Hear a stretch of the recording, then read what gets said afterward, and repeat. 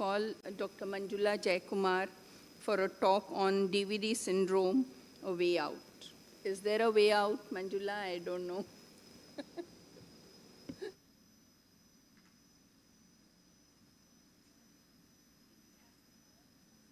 Assistant disorder. So is it really a way out with DVD syndrome? The end of the talk, we will be able to get the answer to this question. DVD is actually a disorder with a lot of paradoxes. It's a marker of early binocular vision impairment, but it itself presents much later at the age of 1 or more. It can be associated with a horizontal or vertical deviation, but DVD is more cosmetically disfiguring than even the original deviation. So what are the clinical features? It could be manifest or latent. It's a complex. The eye elevates, abducts, and extorts. And you have to look for the intorsion sometimes in the fixing eye. There's no corresponding hypertropia of the fellow eye, which means it doesn't obey the Hering's law. The eye with DVD can be associated either with a good or poor vision. You have to examine carefully for the presence of a latent or manifest latent nystagmus in the eye. There could be a head tilt sometimes, usually on the eye towards the DVD, and most probably it's a bilateral disorder, but with an asymmetric presentation. So you need to unmask this asymmetric presentation. So how do you measure the DVD? It's not straightforward because there's no Hering's law observed, and you can't do a straightforward PBCT. So what you go and do is a prism undercover test. Let's watch this video. So you can see that there is clearly a DVD in the left eye. So you put prisms of strength to prevent the downdrift. So left eye there is a DVD. I'm putting approximately 12 prisms, base down prism, in front of the left eye. That's not playing. Yeah. So there is, you keep putting the prisms until there is no downdrift. Now you're seeing the DVD in the right eye. Neutralize. So you've unmasked the DVD in the other eye.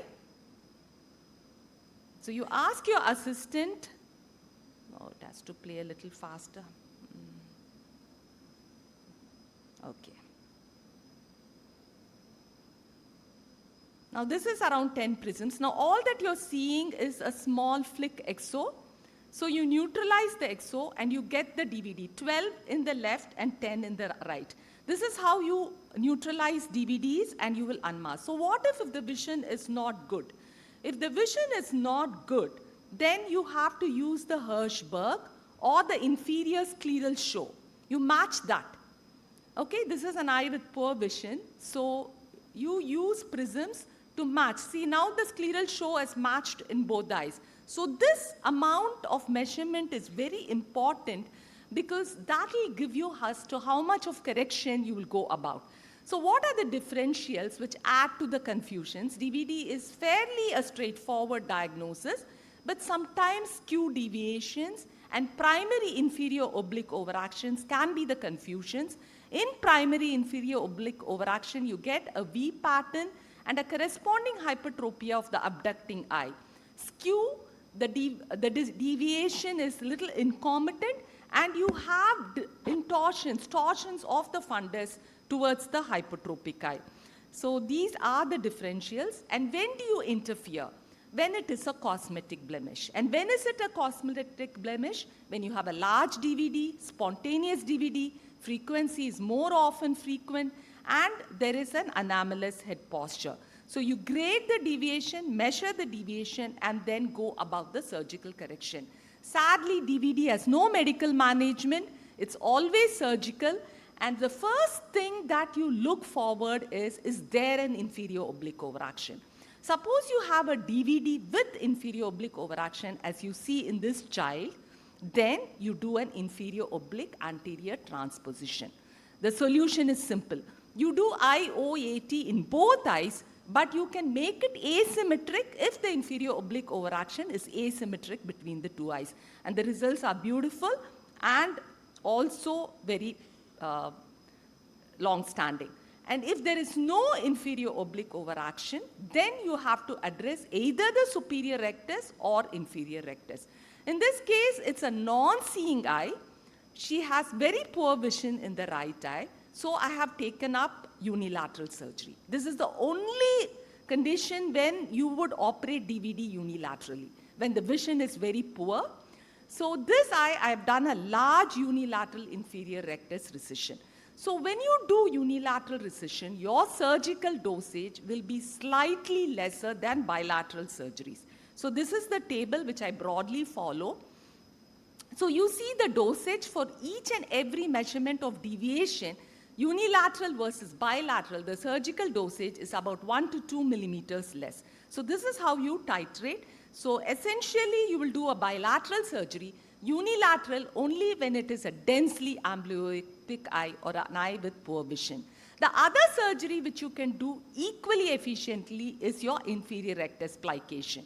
So IR plication, you can see that this boy has left eye a large manifest. There is a DVD in the right eye too. I have done IR plication in both eyes. Of course, the eye with the manifest DVD, I did a larger plication when compared to the eye with the latent DVD. So asymmetric surgeries, but bilateral surgeries are the surgery of choice. This is a very interesting case. This child had DVD in one eye. Both are components of the same dissociated strabismus complex, a DHD in the other eye. So what have I done? I've done an IR plication in the right eye, and I have done a large LR recession in the left eye. You can also do a smaller recession with a fade-in, but I chose to do a larger recession, so the results are very beautiful. As you can see, there is no DVD in the right eye, there is no DHD in the left eye. So what are the take-home messages? There is no medical management for DVD. Operate it if there is a cosmetic blemish. Don't operate on cases where there is a small latent DVD. If DVD is associated with inferior oblique overaction, there will be no corresponding hypertrophy of the other eye. In fact, you may have a hypertropia of the other eye too. This differentiates it from primary inferior oblique overaction. DVD with inferior oblique overaction, your surgery of choice will be IO80.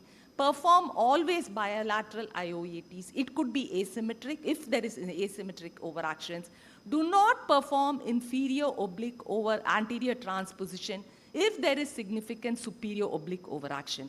If DVD is associated with superior rectus overaction, go ahead with bilateral superior rectus recessions, do asymmetric surgeries, do unilateral surgery only if the eye is densely amblyopic.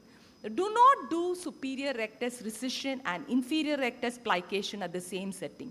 If you're planning to do that, do it as a staged procedure because you can anticipate your results better if done so. If superior rectus recession is combined with an IO80, do a very, very small superior rectus recession. So these are the take-home messages. Yes, my answer is an emphatic yes. DVD syndrome definitely has a way out. Thank you very much for your patient hearing.